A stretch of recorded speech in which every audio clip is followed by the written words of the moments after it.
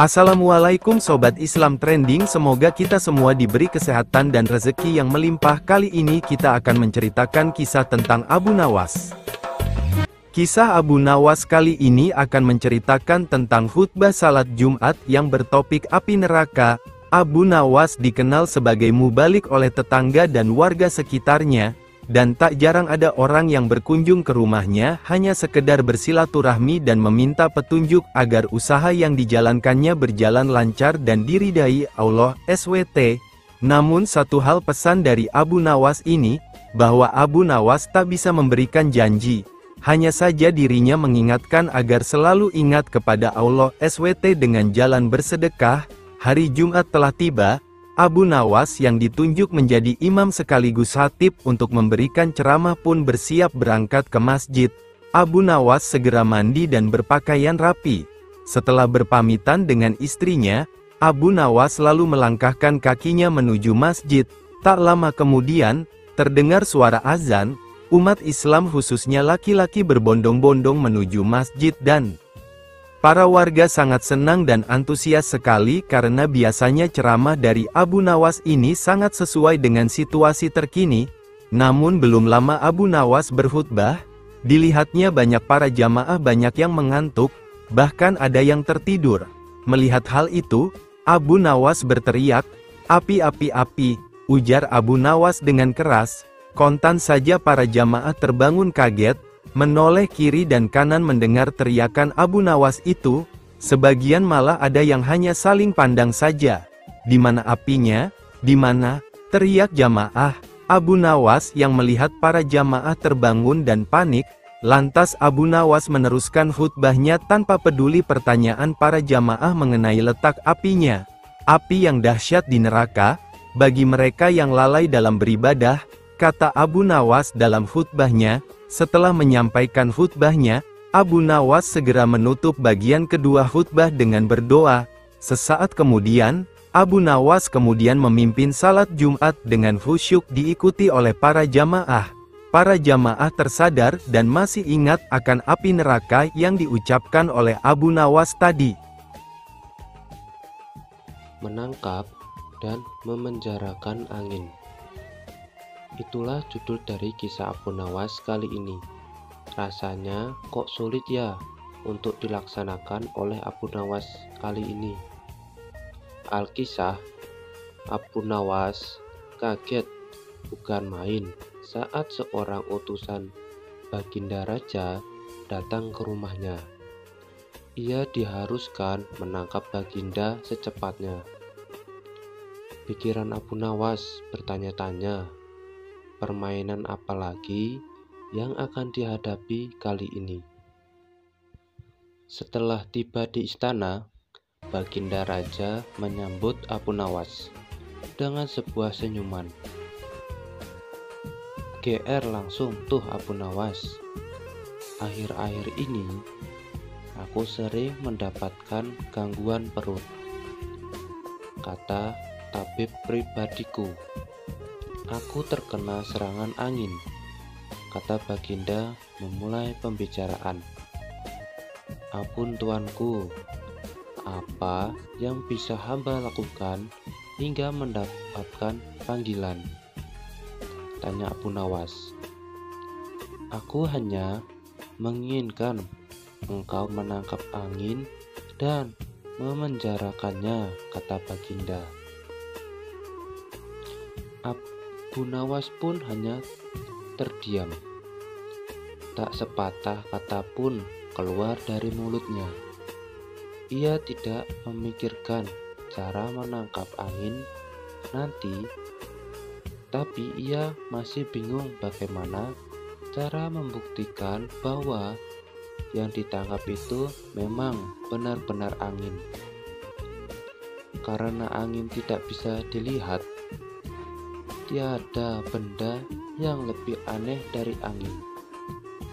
Tidak seperti halnya air, walaupun tidak berwarna tetapi masih dilihat. Sedangkan angin tidak. Parahnya lagi, Baginda hanya memberi waktu tidak lebih dari 3 hari. Abu Nawas pulang dengan membawa pekerjaan rumah dari Baginda Raja. Namun, Abu Nawas tidak begitu sedih, karena berpikir adalah sudah merupakan bagian dari hidupnya, bahkan merupakan suatu kebutuhan. Ia yakin bahwa dengan berpikir akan terbantanglah jalan keluar dari kesulitan yang sedang dihadapi. Dan dengan berpikir, ia yakin bisa menyumbangkan sesuatu kepada orang lain yang membutuhkan, terutama orang-orang miskin. Karena tak jarang Abu Nawas menggondol sepundi penuh uang emas hadiah dari Baginda atas kecerdikannya. Akan tetapi, sudah 2 hari ini si Abu Nawas belum juga mendapatkan akal untuk menangkap angin, apalagi memenjarakannya.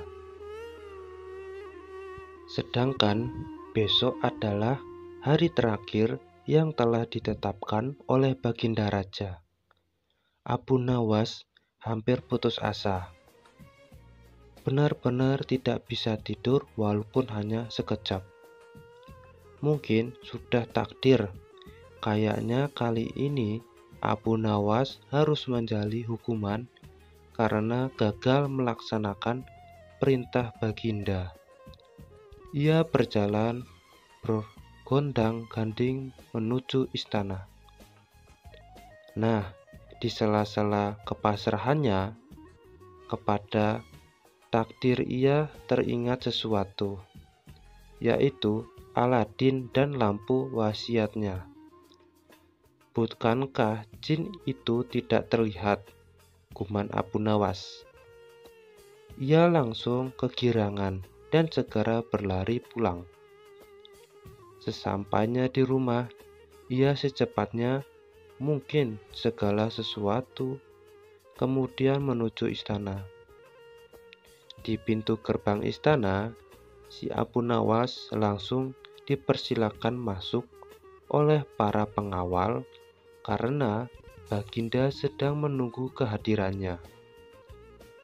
Dengan tidak sabar, Baginda langsung bertanya kepada Abu Nawas, "Sudahkah engkau berhasil memenjarakan angin, hai Abu Nawas?" tanya Baginda.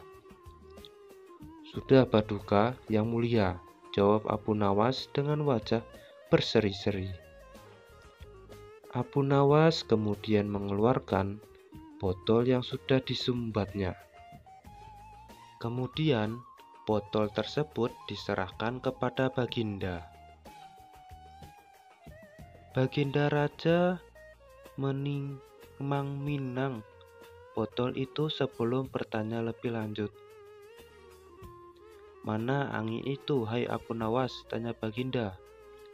"Di dalam, tuanku yang mulia," jawab Abu Nawas. "Aku tak melihat apa-apa," kata Baginda. "Ampun tuanku, memang angin tidak bisa dilihat. Tetapi, bila Paduka ingin tahu isinya angin, tutup botol itu harus dibuka terlebih dahulu," kata Abu Nawas menjelaskan. Setelah tutup botol dibuka, Baginda mencium bau busuk. Bau busuk yang sangat menyengat di hidungnya. "Bau apa ini, hai Abu Nawas?" tanya Baginda marah. "Ampun tuanku yang mulia, tadi hamba buang angin dan hamba masukkan ke dalam botol. Karena hamba takut angin yang hamba buang itu keluar, maka hamba memenjarakannya dengan cara menyumbat mulut botol," jelas Abu Nawas. Akan tetapi Baginda tidak jadi marah, karena penjelasan Abu Nawas memang masuk akal. Untuk sekian kalinya Abu Nawas selamat dari hukuman Baginda dan pulang membawa 1 dinar kantong emas untuk dibagikan kepada orang-orang yang tidak mampu.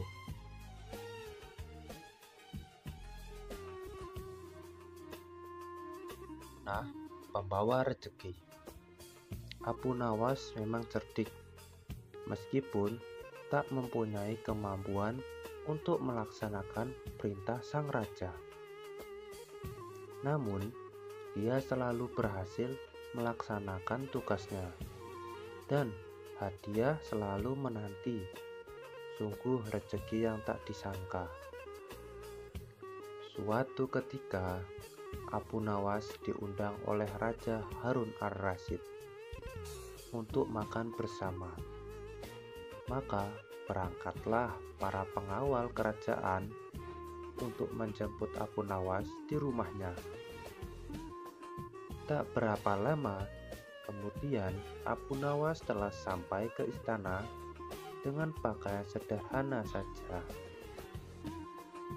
Abu Nawas langsung diajak berbincang di sebuah pendepa dengan berbagai jamuan makanan lengkap dengan minuman yang segar.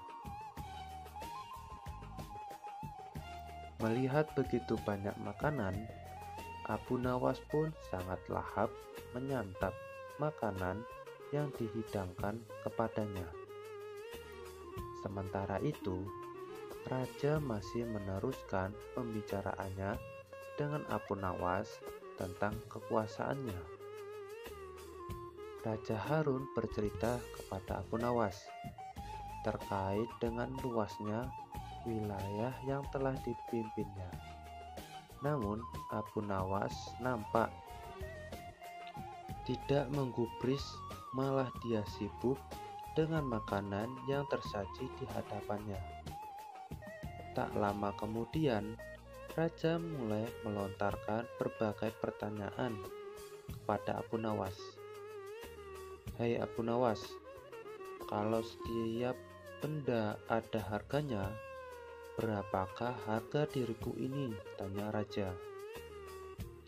Abu Nawas yang masih dalam kondisi kekenyangan setelah makan-makan menjawab skenanya tanpa berpikir panjang. "Hamba kira mungkin sekitar 100 dinar saja Paduka," jawab Abu Nawas. "Terlalu sedikit kau Abu Nawas. Harga sapuku saja 100 dinar, bentak Raja. "Tepat sekali Paduka. Memang yang saya nilai dari diri Paduka hanya sebatang sapu itu saja," ujar Abu Nawas. Karena merasa tak ingin dipermalukan oleh Abu Nawas karena kecerdikannya, kali ini Raja tidak mau lagi mengambil risiko dengan beradu pendapat. Oleh karena itu, Abu Nawas diajak menuju ke tengah-tengah prajuritnya yang merupakan ahli bela diri dan ketangkasan. "Ayo Abu Nawas, di hadapan para prajuritku, tunjukkanlah kemampuan memanahmu. Panahlah sekali ini saja. Kalau panahmu dapat mengenai sasaran, hadiah akan menantimu. Tapi kalau gagal, engkau akan kupenjara," kata Raja. Abu Nawas pun bergegas mengambil busur dan anak panah. Dengan menantapkan hatinya, Abu Nawas membidik sasaran dan mulai memanah. Namun panahnya meleset dari sasaran. "Dari pengamatan saya, ini adalah gaya memanah para malkar tanah," ujar Abu Nawas untuk memenuhi kelemahannya. Tetapi sesaat kemudian Abu Nawas mencabut sebuah anak panah lagi dan membidik sasaran. Lagi-lagi anak panah yang dibidik itu meleset terlalu jauh dari sasaran. "Kalau yang ini Paduka, ini gaya juragan buah kalau sedang memanah," sahut Abu Nawas untuk menutupi kelemahannya yang kedua. Untuk yang ketiga kalinya, Abu Nawas kembali mencabut anak panah dan mulai membidiknya. Namun, kali ini kebetulan anak panah yang dibidiknya tersebut mengenai sasaran. Nah, yang ini Paduka, ini baru gaya Abu Nawas. Kalau sedang memanah, saya pun menunggu hadiah Paduka yang dijanjikan, kata Abu Nawas dengan gembira. Dengan tak bisa membunyikan tawanya, Paduka Raja lantas memberikan hadiah kepada Abu Nawas. Dengan kecerdikannya, bermain mata-mata yang masuk logika, akhirnya Abu Nawas mendapatkan hadiah. Dia pun langsung mohon diri karena tak sabar untuk memberikan hadiah itu kepada istrinya.